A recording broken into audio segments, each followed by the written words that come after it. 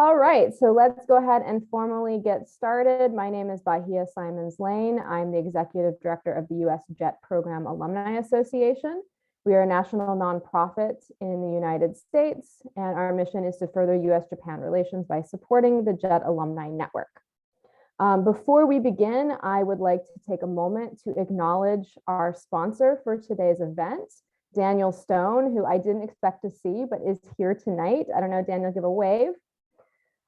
This event is generously sponsored by Daniel's company, Two Birds, One Stone Learning. It was founded by Daniel in 2014, and Two Birds, One Stone Learning has been serving the expatriate and international business community of Columbus, Ohio, with communication instruction at the individual, small group, and classroom levels. They focus on test preparation, skills enhancement training, and survival communication for the expat community. I don't know, Daniel, you want to say hi? You want to add anything?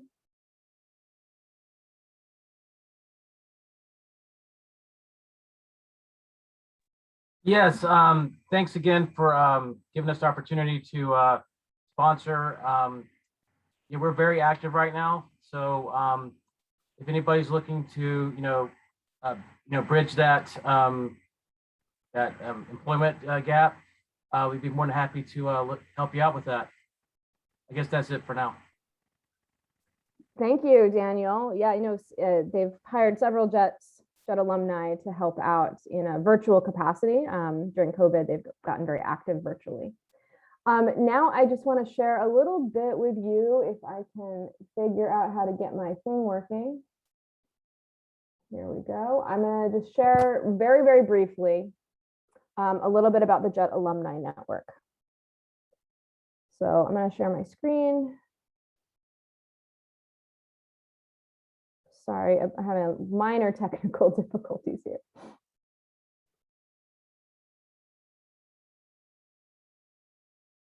All right. Hopefully you can all see that. I just want to welcome you all back to the US, let you know you are joining a national network of JET alumni. Become a member at usjetaa.org. Many of you already signed up for this event. It's very easy to become a member once you have your sign-in information. But we are not the only part of the JET Alumni Network. It is a vast community made up of more than almost 36,000 American JET alumni and more than 70,000 worldwide. As your national nonprofit, we serve you with paid staff, and we have a lot of different programs, career support, things like this. Our sister organization, JETA USA, is volunteer run and helps support the chapter leaders, as well as represents the United States with JETA International. And then there are 19 JET alumni chapters across the United States, serving every part of the US. I know we have a few representatives from them here tonight. They do a lot of great events, not just welcome backs, but networking, careers, Japan-related culture things. So it's a great way to stay connected to Japan and also to get to know people in your community. Our organization, I already mentioned that our goal is to further U.S.-Japan relations by providing support and resources to JET alumni. We do that in a number of different ways, but I won't go into too much detail because I think we want to get to the meat and the career-related stuff. Some of the resources we provide, which I will go into briefly, is we do have a member directory. You can find your regional chapter by going to usjetaa.org/chapters, especially if your chapter is not here. We provide a job board. We help create JET scholarships for JET alums. And we provide a lot of programs, including career services and the Transitions Career Forum with Pacific Northwest JETA, which Jessica will tell you a little bit about. I do want to let you know, and you are the first to know, is that our career services program, which has a self-guided resume workshop and free one-on-one career counseling, will be opening on Monday at 5 p.m. Eastern with Emily Frank, who is our speaker tonight. And you must be a member of USJETA to take advantage of that, but it is 100% free. And we've had a lot of people who have found it very, very helpful. So check it out if you want. All right, I'm going to stop sharing and I'm going to turn it over to Jessica to tell you a little bit about some other career resources. Hello, everyone. My name is Jessica. I am the Vice President for the Pacific Northwest Jet Alumni Association. We have had an event called Transitions for quite a few years now. And this event is catered towards recently returned jets to help you guys adjust back to life. And normally this was specifically in person and held in a near Seattle. But with the pandemic, we saw the opportunity to go online. And I wasn't planning to do this, but I'm going to show you our website really quick. So this is what our website looks like, and you can get some information. What's really nice about this is that we actually have recorded last year's, so you can find it on YouTube. Our website is currently going to be getting updated, so don't look too much at it. Just want to let you know about it now. We are planning right now to work with US Jet AA for around January for another event like this. And we talk about your career in the future, how you can use your experience on jet, but also trying to adapt to life back in America. And that was one reason why we came up with this event, because we know that many of you might not be getting to meet people as much as you normally would. And so we're hoping this will help you reconnect with people in your area. So I think that's everything, Bahia. I'm sorry. Please let me know if I forgot something. Otherwise, I'll bring it back to you. Sounds good. Thank you so much, Jessica. Well, up next is Emily Frank, professional career counselor of Denver Career Catalyst, who has worked with many, many, many jets and is a jet alum herself. And I am going to turn it over to Emily to talk a little bit about how you can, now that you're back, try to figure out your next steps career-wise and your career path. This will take about 30 minutes, and we will try to incorporate questions. So if you have questions, put them in the chat. And then at the end, you'll have a chance to use the raise hand function, which I think on the latest Zoom is in reactions, and you can ask your question live. And after that, we'll go into more informal breakouts and spend a little bit less time talking at you. All right, Emily, you are up. Right. Thanks, Bahia. Hi, everyone. And by the way, if you hear some odd background noise, my next door neighbor, the musician, has decided that now is the time to begin his practice. So there might be a little background noise. Anyway, so yes, I'm Emily. I'm Hokkaido Jet alum 93 to 96. And I do want to stop for just a moment before I get into the meat of this and acknowledge that those of you who are back this year or last year, you have barriers that are definitely hard to deal with. So please reach out to your Jet alumni chapters if you're struggling to readjust, because I had terrible reverse culture shock, and I was in a community where I could talk to people. I could go out drinking with people. I actually had folks all around me who could really speak to reverse culture shock, and we're all just a little bit more isolated these days. So that's my little plug for that. So yes, I did in fact also do jet. Here's one of the school trips that I went on. I have been doing career counseling for around 15 years, a little longer now. And actually I've not updated that. It's way more than 50 jet alums that I've worked with in the past. I work with a lot of folks who are kind of in these transitional phases. I've worked with people who've been back 2 months, 15, 20 years, really just kind of the gamut of people who are trying to figure out what's next. So the info in here is a little bit basic because I didn't want to throw too much at you, and because of course you're all in pretty unique situations. But you'll see here that there are some hot links in this presentation. These are clickable now, and also you'll be getting them, the presentation and the links via email. So you're back from Japan. What the heck are you going to do next, right? This, to me, is the hardest step. And just to allay any fears you have, or I hope not prompt any fears, but I spent a lot of time right when I got back from jet feeling super lost and very confused. And I did all kinds of wacky things. I went to cooking school. I escorted a group of Japanese junior high school students up to Loveland and to Rocky Mountain National Park. The part that they remembered was going to Walmart. So they stayed overnight at sort of a mini homestay, and I stayed in a hotel. What else did I did? Oh, I translated. I did translation work for a law firm that was involved in a lawsuit between Gates and Bondi Rubber around rubber patent infringement. That was not a good fit. Anyway, I did a lot of stuff, and a lot of it was really random. So I really know what it's like to be not clear what you're interested in. So what I really tell people to do is start by figuring that part out.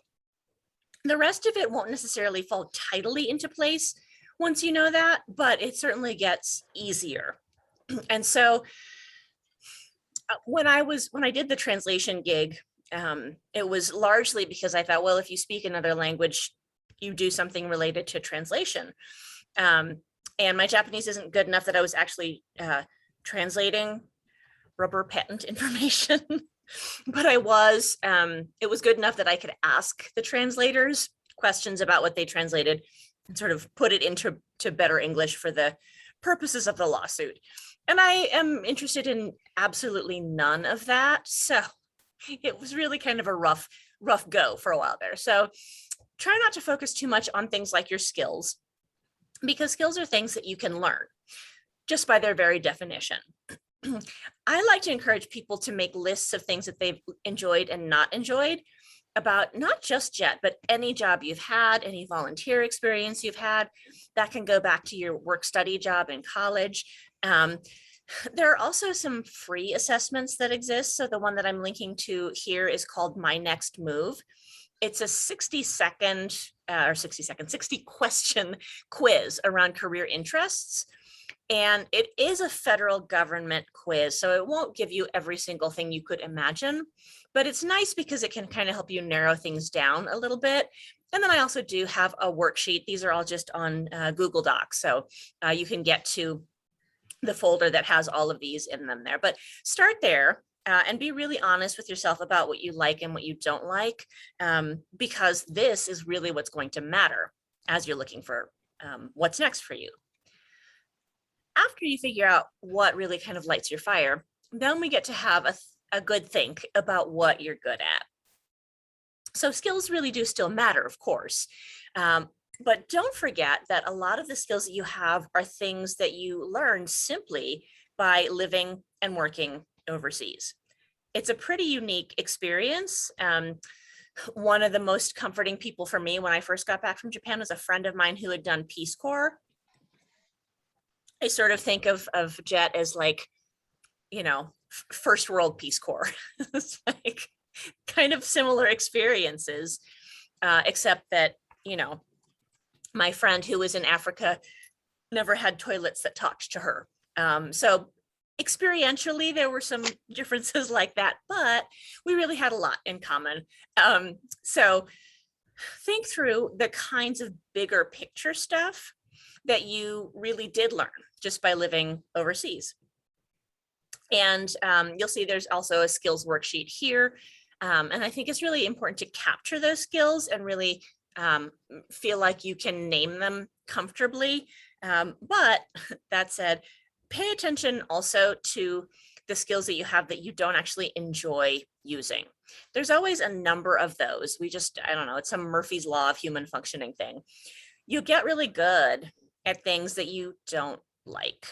And so list those, because I think it's important to acknowledge your skills, but also make some kind of note to yourself. What I often tell people to do on the skills worksheet is to put maybe a minus sign by a skill that you have and don't particularly enjoy, and perhaps put a plus sign by a skill that you have or that you have limited experience with, but think you would enjoy learning. So like if you've always wanted to manage people, but you've never done it before, you can call that like a 2+ or whatever the heck. So see where that takes you. Now, I stopped calling this networking because people really hate that word. But networking is really just meeting people and building relationships. So don't freak yourself out. One of the parts of this process, though, really is getting to know people. It doesn't have to be big, I promise. You don't have to go to giant networking events. You don't have to, wear name tags and participate in silly games and icebreakers and stuff. What you can do instead is really think about who is already within your network. Who do you already know? And who do those folks know? And if you don't know anyone who is a good connection to something you're interested in, reach out. Check that USJA alumni database. There's some really interesting people on there. Look at your friends' connections on social media. Reach out to me if there's a very particular person or type of person you're trying to get in touch with. Chances are pretty good that I know someone, or at least I know someone who knows someone. And don't be terrified of this, even though it's a scary word. Think of it as meeting new people and building and nurturing relationships. And remember that it can be very much one at a time. I worked with someone many years ago who had been told, I'm ashamed to say by a career practitioner, that to be effective at networking, she needed to be making 100 new contacts every week, which is insane. That is not a thing.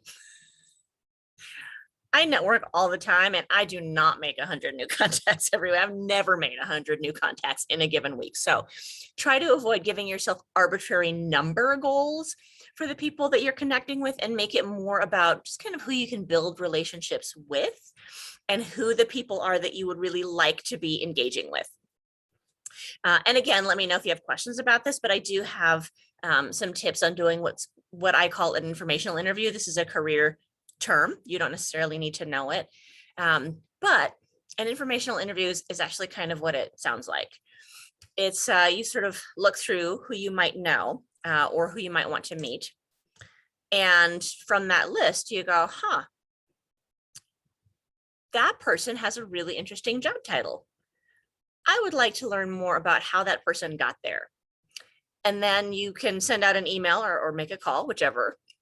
And you say, basically, hi, Bahia, you don't know me, but I'm in a career transition right now, and your job title looks really interesting to me. I wonder if you have 20 to 30 minutes in the next week or two to connect with me. I'd love to learn more about what it is that you do. You do want to be very clear in your ask, because we don't want anyone to think that you're looking just for like the direct hire link or the inside way into a job or anything kind of cheaty like that. And at this point, we don't know necessarily whether you would actually like that job or not. And so that's kind of the couple of points to this informational interview. You're gathering data about whether the work would actually be interesting. You're learning if there are barriers to it, and you're getting known to people who are potentially in roles that would fit with your interests. It's not insanely hard, and you'll see from the interviewing tips sheet there what kinds of questions you ask. There's nothing shocking in there, but it's nice, I think, just to have it housed in one place. And so what I've typically done when I do an informational interview is I'll jot down 5 or 6 questions I really want to be sure I ask that person. Those are I really need to know this kinds of questions. And then I let it be a fairly natural feeling conversation. It's a little unnatural because there's a reasonably good chance that it might be virtual these days. But even then, for one thing, we're all much more used to virtual spaces than we have been in the past. But for another, these are just people, right? And so you get to really connect with them in that very human way. So don't let it be intimidating and scary. And by the way, don't forget about connections through people who are already known to you, your family, for instance. Chances are good that you have never actually sat down with your aunt and said, what is it that you really do? What does that look like? What are your day-to-day tasks? So don't be shy, and certainly feel free to start with the easier contacts, people who are already within your circles. I often recommend, if your brother-in-law's best friend does something really interesting, reach out to that person. So let it be as comfortable as you can. Once you've gone through, of course, all of that and you know what you want to do, then we get to the really hard part, to the application part. I am glad to work with all of you on this. As Bahia said, I do have a self-paced class that you can go through for the resume writing. People always ask me if a cover letter is necessary, and my short answer to that is it's better to have one and not need it than to leave the employer wishing that you had said a little bit more. So in some roles, it's not really a requirement, but it's not going to hurt anybody's feelings if you have one. And the reason I like a cover letter a lot is that it allows you to really demonstrate your own communication style in a way that you're not doing in the resume. The resume is supposed to be kind of punchy and pithy, bullet points, grab their attention really fast, lay out your experience and your skill sets. The cover letter is sort of your narrative. So you get to do more storytelling with it, and you get to bridge any gaps that are maybe a little bit confusing. So for instance, if you have, if you're getting into something that it doesn't look like your resume supports, then you just kind of speak about how your resume actually does support that, or skill sets that those things share, or even why you're looking to make a transition now. You do want references. You want those ready to go. You won't always need to send them immediately with your application. And I do those as a separate sheet. Now, a quick little pro tip for all of these documents that you're submitting is to make each one look the same. So I will grab that header information from the resume, name, phone number, email, LinkedIn URL, whatever the heck you have on there. And I'll paste that in the same format onto the top of the cover letter and the top of the references. Keeps your stuff all together, so it looks really nice. It's got kind of an elegant touch to it. Reinforces your brand, if you will, and means that if someone is, has printed out your stuff and is carrying it somewhere and sneezes and drops it, your references aren't going to get lost. So just a kind of a nice little thing that you can do to really polish up your presentation of your own stuff. Yes, I'm afraid you do really need to customize your applications. That's not for everything. If you're looking for a tide you over kind of job, if you want to be if you're looking to be a barista or work in retail, food service, a very basic front desky kind of job, you don't need to do very much tailoring of your resume. But for the things that you really want, the things that are exciting, the things that make you think, yeah, that could be a really good fit, those are the ones that we're really going to tailor. And I can help you through that if you have questions about it. And part of why we do this is that this next bullet point, the applicant tracking system. If you're not aware of these, most places now, I've read upwards of 90% of employers use applicant tracking systems, which are essentially bots that are there to weed out the applicants who aren't qualified. There are, broadly speaking, 3 methods that these systems use to weed people out. One is super basic. It's what you'll get in a lot of nonprofit settings. And really, those only look for keywords. They have no capacity to understand synonyms. They might not understand tense. They're very simple, very clunky, and have kind of the reputation of weeding a lot of good candidates out. So if you're applying for a small nonprofit organization or something similar, reach out to me and we'll chat a little bit more about how you can make your application stuff work with something like that. Second style only asks rule out questions. And so if you've ever applied for something and it says, you submit all of your stuff and it says, do you have a relevant bachelor's degree? Are you willing to relocate to California? Those are the kinds that only ask the rule out questions. And so typically those are looking for the things that they really need for that position. And so there'll be usually 3-ish questions. And then the third kind of applicant tracking system is the most common one, and that is the kind that has AI. And so it can sort of parse things like synonyms, past tense, present tense, but it's still a computer system. It's still only as smart as whoever programmed it.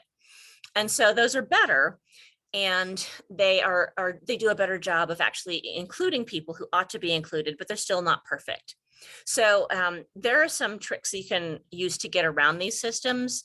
I use something called Job Scan, JOBSCAN. It's jobscan.co. I don't know why. And it's a comparison system. So you can do up to 30 comparisons with one email account for free. But it does, I think, limit it to 5 a month. What you do is you paste your resume in on one side and the job description on the other side, and it just compares them, and it gives you a score. And then it tells you like the keywords that you're missing. And sometimes you don't have to worry about them, because sometimes the keywords you're missing are things like, I don't know, Michigan, which isn't really an important keyword. But you can also go through and kind of weed out the ones that don't seem important, and then make sure that you are capturing the ones that do. And the good news about that site is you can also rescan a resume without it counting against you. So you'll see once you're in there, you have to create an account for yourself, but there is a little rescan option in there. So you can do a single resume as many times as you want until you get a score that you're happy with. Emily, right. before we move on, Yes. there is a question in the chat, Shoot. which I think is a great one. Do cover letters also go through the keyword scanning point awarding software, or is the Excellent. cover letter my chance to speak with my own voice rather than the voice the AI is scanning for? Excellent question. Typically, the cover letters do also go through the applicant tracking system, but they don't weigh as heavily. So I always say that if you can make sure that you're getting a sufficient number of those keywords and phrases in the resume, go crazy with your cover letter. And PS, you can actually go kind of crazy with your cover letter.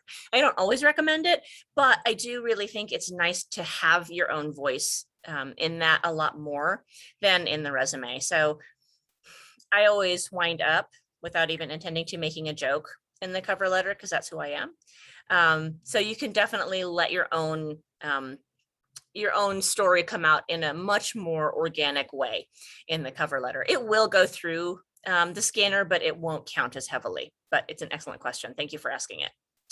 Thanks, Emily. There is one yeah. more question Go that's ahead, also yes. related. In terms of submitting resumes, should they be submitted as Word documents or PDF formats? Is there Excellent question. drawbacks to either one? Yes, the drawback to the Word document is that they can be accidentally edited. I've seen it happen.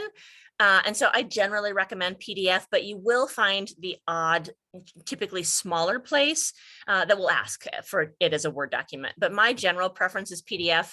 The other nice thing about the PDF is that it's always going to look the same, no matter what version of software they have.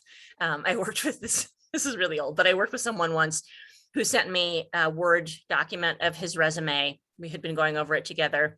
And the way my Word read his information made a bunch of his fancy bullet points come out as $signs, which was not what he was going for.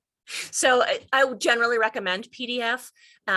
Make sure, though, that you do take a glance at it after you've converted it, because every once in a blue moon, there's like a weird spacing something or the other that causes your PDF to be a little bit funky. So you might have like a single line on the next page. So just go back into the more editable format, if it's a Google Doc or a Word, and take out a line to fix that. So do make sure you look at it, but it's a really good question.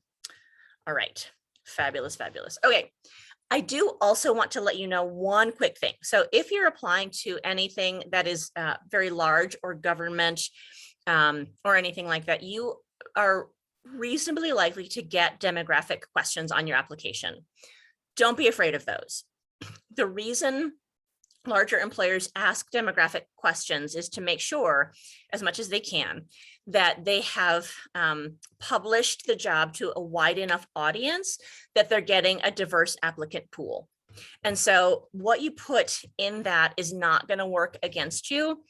So you'll see that often it asks things like, it'll ask your gender identity, it may ask your race, It may ask your disability status, veteran status, all kinds of things, and even age sometimes. And again, it's not going to count against you. What 95% of employers do is they separate those two. So all the demographic information is just aggregated separately, but it's not tied to your application. So you're not going to go in for an interview and they say, like, I see you check that you have a disability. Please explain. So I do recommend that you fill that out because if they haven't sent the job out to a diverse enough audience, the search is likely to fail anyway. It's not a bad thing to be caught in a failed search. It's just that you're not going to move forward. And so depending on the size of your employer, if the search fails, you'll just get a note or not. Employers are behaving badly these days. That just says, we're closing this, look for the new application here. And so if you get one of those, it may very well be that piece, or it may be that there's something that they actually had to update in the job description that was deep enough that it couldn't fit under other duties as assigned. So don't worry if that happens to you. It just stinks because it does push your search back further than you would like. Anyway, the point is don't be afraid of the demographic questions. All right. Any other questions come in that I should pay attention to now? Nope, we're good. Keep going. Excellent. Okay. So after you have done all of that craziness, then you're going to start getting interviews. Interviews can be super, super intimidating. And especially if you're applying for things that are out of state, so you'd be working remotely, or just that it's a remote office, they have extra layers of intimidation to them. So when you start getting interviews, start by doing as much research as you can on the company itself. You'll want to be able to speak to what they do. If they have a mission statement, if they're growing, whatever it is, you just want to be able to sound like you've really done your homework about them. You also want to do your homework about yourself. What are you really good at? I can almost guarantee you that they're going to ask you a question like, what are your strengths and weaknesses? And there's a lot of very bad advice out there about answering the weakness question. I'll get to that in a second, but I really want for you to be able to say what your strengths are, because they really just want to know that. That question is just, what are your strengths? That's 100% of what they want to know there. So be able to speak to what you are really good at. And if you're struggling with that, reach out because we can definitely help you with it. With the weaknesses, what you're going to want to say is something that's legitimately a weakness that you're either working on now or have already figured out how to overcome. So you'll see crazy kinds of things out there that are like, pretend like a strength of yours is really a weakness. And then you get people saying things like, I'm just too dedicated to my job, which fools no one. They don't get automatically stupid because they're interviewing you. So give them a real weakness, but then talk about kind of how you are working to address it or what you did already to address it, and make it so that it's not problematic for you. Have stories. If you're not familiar with the STAR format, which has a bazillion other names, SAR and SCAR and whatever else, it's situation, time, action, result. And so your stories aren't just going to be, yeah, I don't love conflict, so, I try to avoid it when I can, but I think it's really important in a conflict to see everyone's side and to be really sensitive when you're addressing everyone. That might be true, but if they've just asked you, tell me about a time when you've had to deal with a conflict at work, you have not answered it. So have stories. They don't always have to have good endings. So don't feel like all of your stories have to be, and I am awesome. They can also be, I did this really dumb thing, fell flat on my face, learned these 3 really important lessons from it. So let me give you an example. Years ago, I worked with a guy who had had a job as a cashier in one of those big box retail stores, let's say Best Buy. Mostly because I don't actually remember which one. And they were having some crazy sale. So there were many lines, they were many people deep. They were insane. They hadn't had any breaks, just crazy day. Someone walked up to him and bought something and handed him $200 bills. Made the guys change, didn't think about it. End of the day came and he's breaking out his drawer. And in his stack of hundreds, there's a $20 bill. He assumed that one of those was 100, and it was not 100. So he realized what he had done. He called his manager over and said, I just gave someone $80 too much change. I am really sorry. I was not paying enough attention. You can take it out of my paycheck.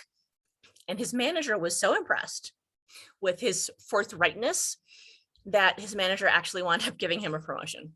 So what he really talked about in the interview was that he just learned that when he gets really stressed, he doesn't focus on the details as much as he probably should. And so he takes steps now, and he had very specific things that he said about the steps he takes to pay more attention in stressful situations. So those are the stories that you kind of want to give. Do prep your outfit in advance. Obviously, if it's a virtual interview, you only have to prep the top half of your outfit. But if you're going to be going in person, try the whole thing on. Make sure the shoes are comfortable. Higher ed, for instance, is a place where you're going to get a campus tour almost guaranteed. And so you're going to be walking a lot. So your shoes need to be comfortable, and you need to be able to walk in them. You also just want to try the whole, as much of it as they're going to be able to see, whatever that means, in advance, because if you don't, that's when you realize you've gained weight, or you've lost weight, or there's a stain on it, or there's a button missing, or whatever. So make sure that you leave enough time to correct any issues like that so that you feel really good in your interview. Ideally, your interview outfit should make you feel confident and professional and maybe kind of cute. So do some of that research too. You can also prep your tech. These days, the virtual interviews that you're going to get are primarily going to be the kinds of tech that you can play with in advance. Every once in a while, you'll get something like Teams. And if you've never used Teams, it can be a little bit tricky. But usually it's going to be, FaceTime or Zoom or Google Meet or something like that. So play around with your tech first. Make sure that you have kind of a plainer background behind you. Make sure that you show up. Make sure that your lighting is as good as you can get it, all of those kinds of things. And just mostly make sure that you can make the tech work. It's good to use a similar platform, because sometimes, like if it's a very new platform to you, the aspect ratio might be really different from what you're used to. So you might think, this is great, it just shows this little corner. But once you actually get on camera, you find that their screen is really wide. And so it also shows like the corner of your window or something, so that the light is streaming in and they can't see you. So as much as possible, see if you can use the same technology beforehand, and troubleshoot any issues you might have. And then get a bunch of questions for your interviewers ready. It shows preparation on your part. It shows interest, and you probably actually have questions, so you can ask them. Typically, I advise, as much as you can, steering clear of salary questions in the first interview, but you can certainly ask those in a later interview, particularly if it's like a final round interview.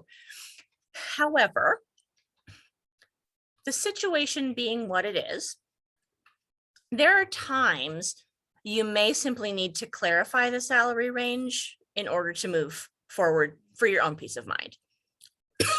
Excuse me. So in that case, do feel free to ask it, but don't say, I need $65,000. You'll say something like, I live in a pretty expensive city, and I do have certain needs in terms of the salary. What's the range you're offering? And typically it's going to be a fairly large range. And so if you can only work sort of at the higher end of it, you can say that. Great, I'm really comfortable working at the higher end of that salary range, so I'm happy to move forward, basically.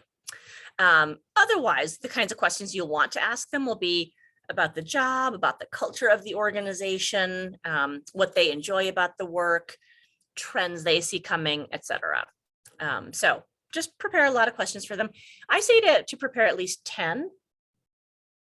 And part of that is that they're sort of accidentally going to answer some in the course of talking to you. So, they'll say, and this is Mary, she's going to manage this position. Her management style is very collaborative or whatever. Great. Don't have to ask that question about the management style, although you can follow up on it. Mary, I love to hear that you're a collaborative leader. I'm really excited about that. Can you give me an example of a time that you used collaborative leadership skills with your team? Something like that. So have a lot of questions ready to go for them. You can rephrase your questions as needed. If they ask you a weird question, you get to turn it right back around on them. Weird questions are popular these days. And the idea of them is to sort of surprise an honest answer out of you. So you are fairly likely to get questions like, if you were a flavor of ice cream, what flavor would you be and why? And so these aren't actually designed to trip you up.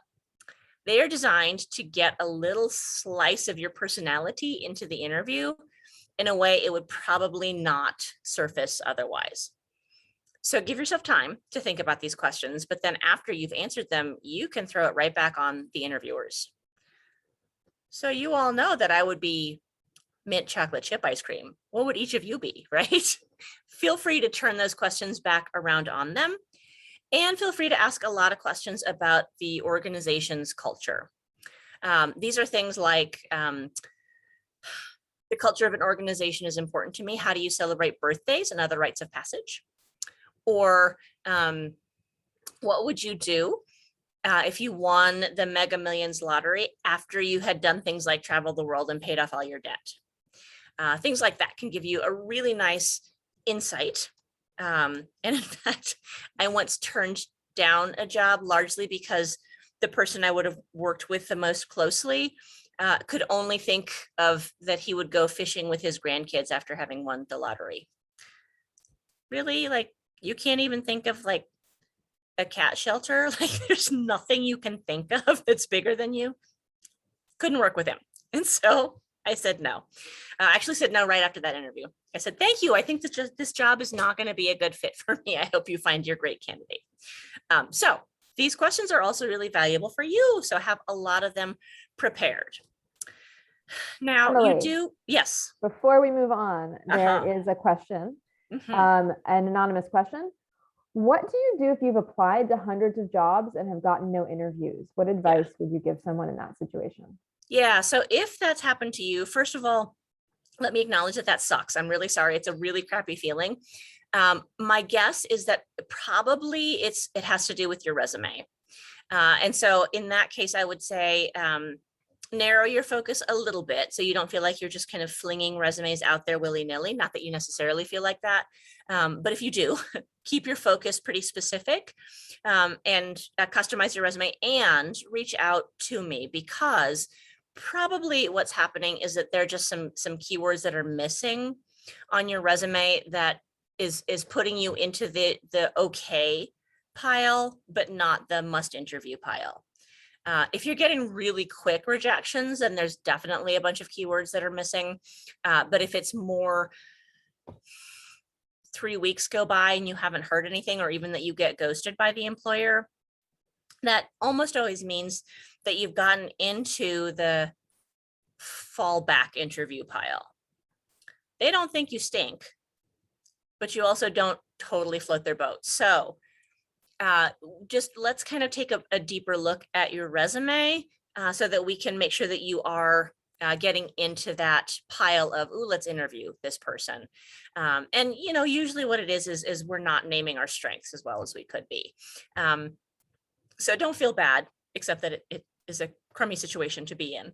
But instead, let's drop me an email. I'll have my contact info at the end of this, and we can definitely work through some specifics with your resume. But it's an excellent question.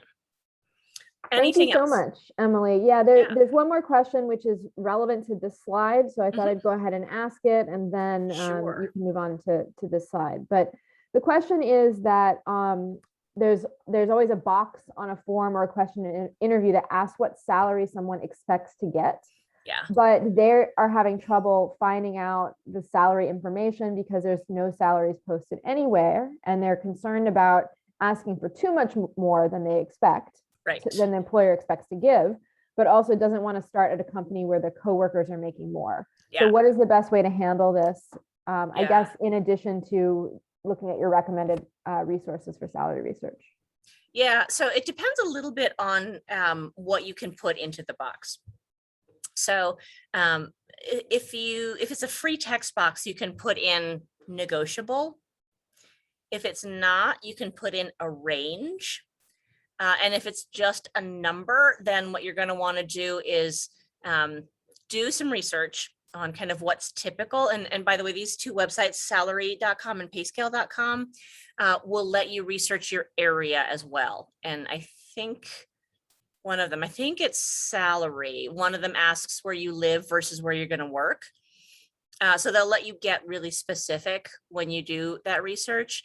The other thing, if you are looking for something that has a sort of newer job title, so you can't get a lot of information on it, or it's very specific, is you can Google what do insert title here make, and you should get a range. I hate it though, it drives me crazy. It's just such a cruel question. But the good news is there are increasingly states that actually have laws that say that employers have to post the range. So hallelujah for that. It's just kind of moving slowly. I think actually Massachusetts was the first. So if you live in Mass and you're seeing job postings that don't have that range, you can reach out to them and ask, because they are legally obligated to tell you what it is.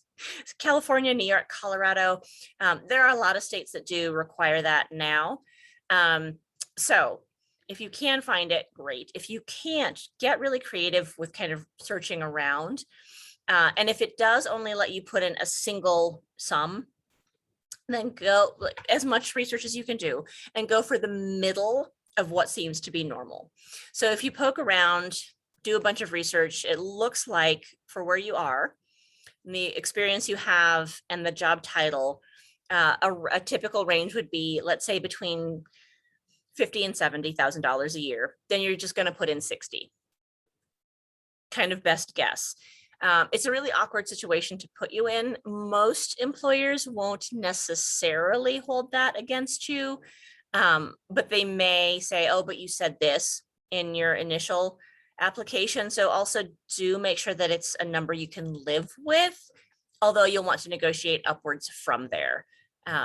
It's just, I hate that they still do that. It just seems like such a cruel way to weed people out. That said, I did work with someone who had applied for a job in higher ed, and it was coming from a very corporate setting, and was willing to come down to $100,000 a year.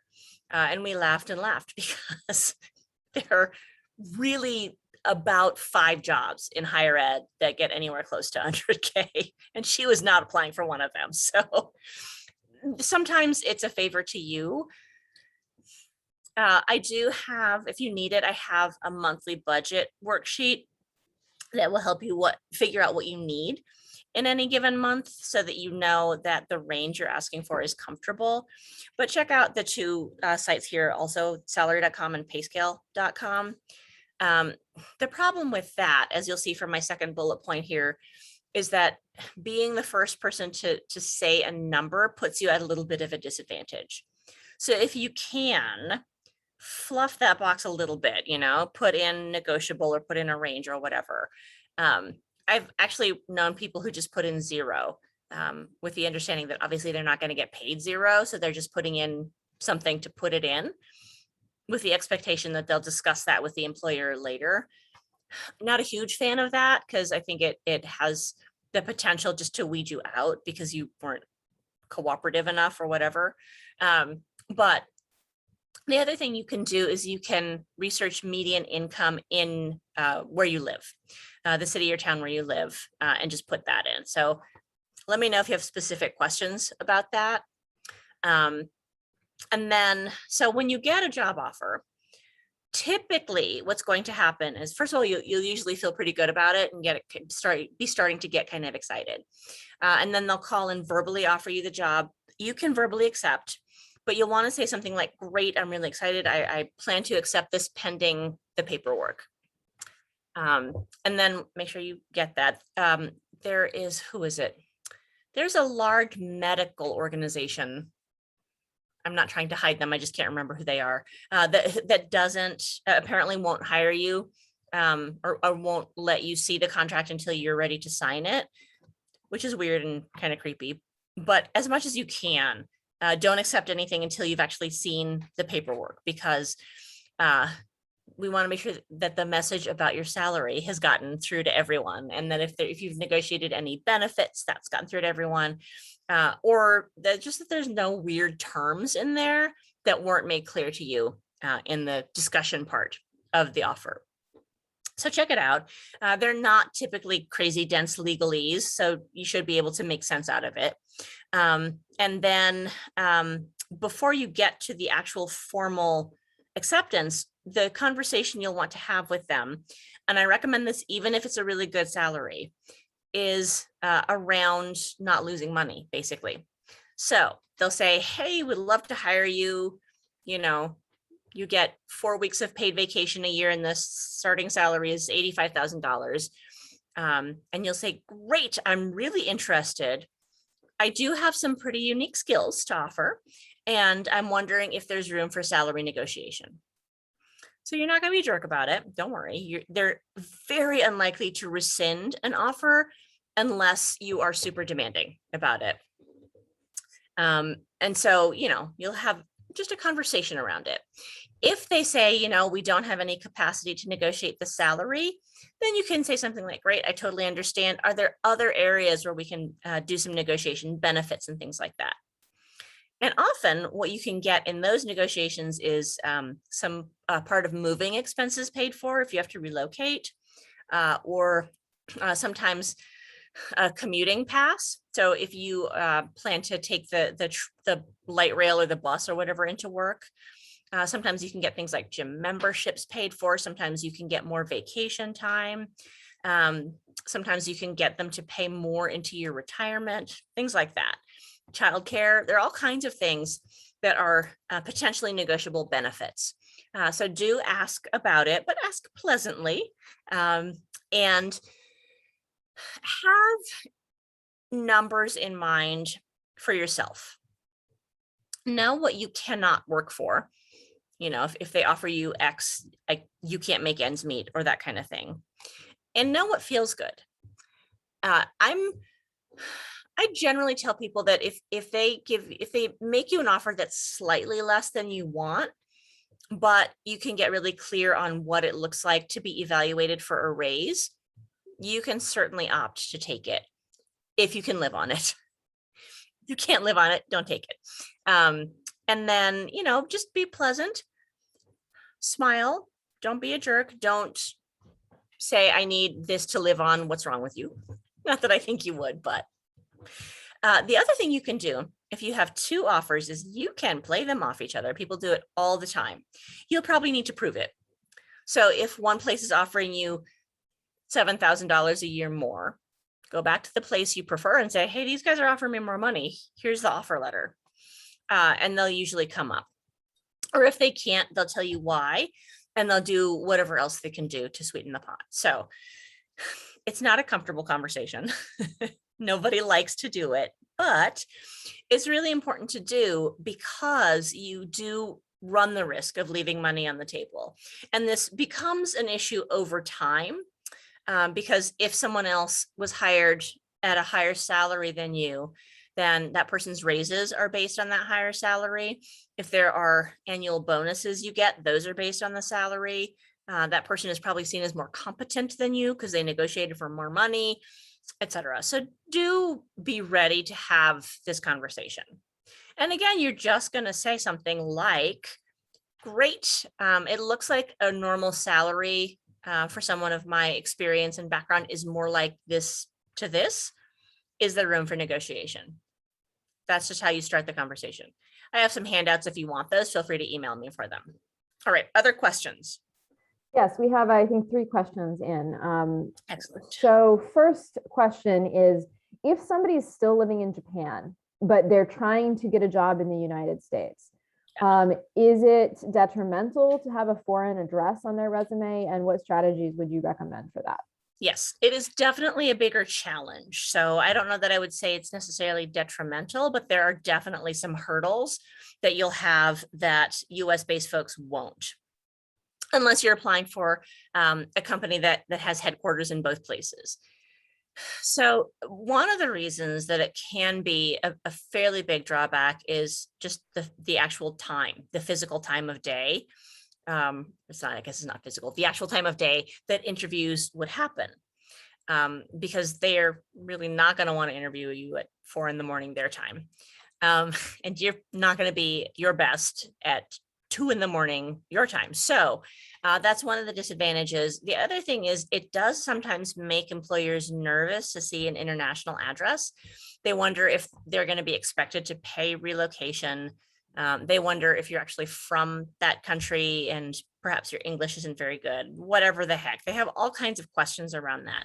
So if you are still living in Japan and are planning to go back to where your family is from, you can ask a relative if you can use their address as your residence for the short term. If not, if you don't have someone like that you can use the address of, then you'll just have to put something in the cover letter like, I'll be moving back to the US next month. I'm really excited to, be considered for this role or whatever. So if you can't find a physical address that you can use, just speak to it. I had this great job teaching in Japan and now it's wrapping up and I'm, excited to get back to wherever you're moving to. Excited to be getting back to Washington State or whatever. And then as much as possible, address those topics a couple of times in the cover letter so that they're not concerned that you're just going to be using them for relocation benefits. Thank you, Emily. The next question is whether there have been any issues with JET alumni going into jobs where a potential employer asks the previous salary. And since JET is a fairly high entry-level salary, does that create a problem with getting a job? Is the JET salary a good gateway for better salaries, or is it a hindrance in any way? Yeah.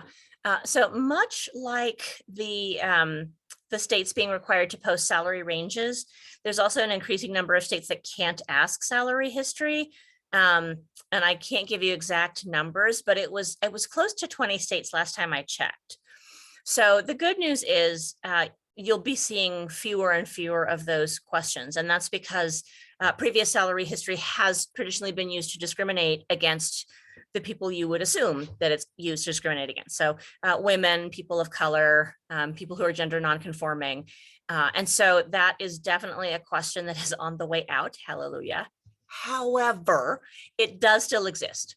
And what I would do is since the JET salary looks fairly good on paper, just go ahead and put it in there. And if they have questions about it, you'll just say, it was a decision that was made at higher levels. That's just kind of what everyone who participates in this gets. And if you are willing to negotiate downwards from there, you can say something about it. But it's actually generally a pretty good thing because your salary history is now not going to work against you in the form of making you underpaid for things, unless you're an engineer. Something that's has very specific skill sets associated with it. In that case, what you can do is say, it was teaching. And so, it's a little bit lower than I would expect to make in this role, essentially, is what you're going to say. Thanks, Emily. All right, we have, I think, 2 more questions, and that's probably all we have time for because we do want to get to breakouts and get people a chance to, interact. Emily's email is here, so feel free to email her after the session, and we will also send it out next week with all of the notes and everything like that. So the last 2 questions I wanted to get to is the rule of staying with a company for a minimum of 1 year still true, or is that kind of outdated? And do you have any advice for people who maybe have, shorter length jobs on their resume?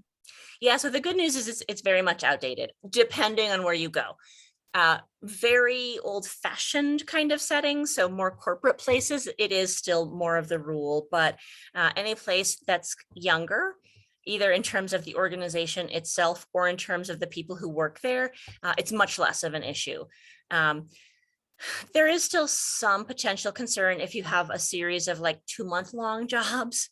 They're going to wonder why the heck you only had jobs for 2 months, in which case just leave those off. And instead speak about like a volunteer opportunity or something else. But the 1 year, 2 year, whatever number people tell you is definitely a dated thing. And so what people are doing now that I think is actually really good is taking on particular jobs in order to get skills from those jobs. So someone might take a job so that they can learn how to use Salesforce, for instance, and once they have that set of skills, using those to work their way into a new job. So it's definitely less of an issue. You can minimize anything that looks like a shorter term of employment by just putting the years. So if you had a job from December of 2018 to April of 2019, you had that job from 2018 to 2019. So you can minimize it that way. If it is a concern. But other than that, I just tell people, go ahead and put it on there. Maybe not most, many employers will not use that against you anymore. And make sure that you have kind of a narrative around it. So usually your narrative is something like, yeah, I left that job because a better opportunity came up, or a higher salary. Sometimes organizations will also go through pretty big overhauls of whatever the heck management or how they do business or things like that. And that's a really common reason for people to leave. And so you can also say, there was a big shift in management and I just didn't feel like I had a fit there anymore, things like that. So depending on sort of why you're leaving the jobs, that's kind of how you can tailor your approach to the shorter terms of employment. But it's definitely not, neither that nor the gap in your employment record are the sort of kiss of death that they have traditionally been. And I can tell you more kind of specifically about your particular circumstances. Thank you, Emily. And final question, which I think is a good one to end on, is for those who are in Japan still, when should they start applying for jobs in the lead up to their move back to the US? Excellent question. Yes. So in a good economy, a typical job search averages 3 months. So I would say to keep that generally in mind. There are factors that will change the length of your job search. For example, your own clarity about what you want to do, your ability to name your skill sets, the specific economy in the place you're returning to, those kinds of things. But I would say to assume it will take roughly 3 or 4 months and begin applying sort of at that point in your process. But don't panic if you're not finding things, because again, it is that little bit harder to find something when you're not in the country. So if you don't find anything, just, have a friend or a relative you can live with short term, and then hit your job search really hard when you do get back to the US. But 3 or 4 months generally is the answer. So Emily, what if you apply for a job 4 months out and you get that, they offer you that job? Is there the opportunity to negotiate deferment, or how do you handle that situation? Yeah, so you'll want, in that case, you'll want to have put in there in your cover letter something like, I'm planning to return to the Bay Area in January of 2022. And then if they say, we'd love to hire you, you say, great, I do have a contract that I'm finishing up for right now. And so does January work for you? Basically, if you haven't said that in your cover letter, it's a much harder conversation. But if you do point out to them that you have current obligations, they're usually going to be more flexible.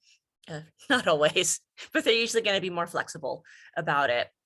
So put your plan for return date somewhere in your application so that it's less confusing to the employer, and then they should be fine with it. They're not always. Thank you so much, Emily. Thank That was you. really interesting. I've heard you talk so many times and I feel like I learned something new every time. So thank you for being with us today. My pleasure. I'm going to go ahead and stop the recording now because we're going to move into our more interactive part of the program. So thank you, Emily.